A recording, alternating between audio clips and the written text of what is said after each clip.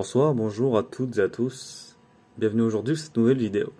Alors aujourd'hui, j'aimerais aborder la thématique suivante qui est celle des erreurs qui sont faites le plus communément par ceux qui débattent autour d'islam, que ce soit des apostats ou des non-apostats, juste des gens intéressés par la lutte contre le fanatisme, l'intégrisme ou le fondamentalisme islamique. Et au cours de ma on va dire courte présence sur les réseaux sociaux, j'ai eu en tout cas l'occasion de beaucoup échanger, débattre autour de l'islam, que ce soit dans son versant politique, théologique, sociologique ou psychologique. Et j'ai répertorié quelques petites, en tout cas, amalgames ou idées reçues que j'aimerais bien partager avec vous. Voilà. Donc on commence. Premièrement, ne faire aucune distinction entre musulmans et islamistes, ou musulmans et arabes. Déjà, on sait que l'islam, certes, est une religion doublée d'une doctrine politique, juridique, militaire. Voilà, dotée d'un code civil, d'un code pénal, on le sait. Mais tous les musulmans ne le voient pas ainsi. Ils n'approuvent pas forcément l'islam politique. De plus, bien que la religion musulmane soit apparue au Hijaz, dans la région du Hijaz, en Arabie Saoudite, la majorité des musulmans ne sont pas des Arabes.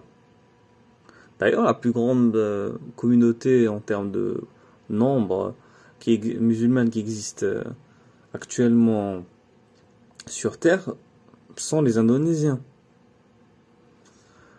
Ensuite, plusieurs ethnies orientales sont souvent confondues à tort avec des Arabes. Je vous cite quelques exemples. On a les Perses, les Kurdes, encore une ethnie très connue en Afrique du Nord qui est celle des Amazirs, qu'on nomme berbères. Il y a bien sûr des Arabes qui ne sont pas forcément musulmans, qui peuvent être chrétiens par exemple, ou voire athées. Voilà. Ça c'était pour un premier point. Le deuxième point sera celui de généraliser en prenant pour acquis que tous les musulmans sont intégristes, par définition, qui connaissent tous les textes fondateurs de l'islam par cœur, et qui les approuvent forcément à 100%. Eh bien, déjà, il faudrait éviter de dire les musulmans, comme si ils étaient tous pareils. C'est une essentialisation un peu abusive et trompeuse. Parce que il faut toujours donner le bénéfice du doute à une personne qu'on ne connaît pas d'ailleurs, avant tout. Et tous les musulmans, il faudrait surtout éviter de mettre tous les musulmans dans le même sac. Est-ce que tous les chrétiens, par exemple, connaissent le message du Nouveau Testament par cœur? Est-ce que tous les juifs connaissent le message de la Torah par cœur? Ils sont d'accord avec chacune de leurs lignes.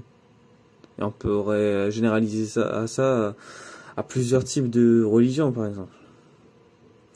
Donc, dans certains pays musulmans, qui témoignent d'un taux d'analphabétisme très élevé, le monde arabe, par exemple, compterait, selon une étude de l'ALESCO, l'Organisation arabe pour l'éducation, la science et la culture, selon un rapport interne, plus de 70 millions d'analphabètes.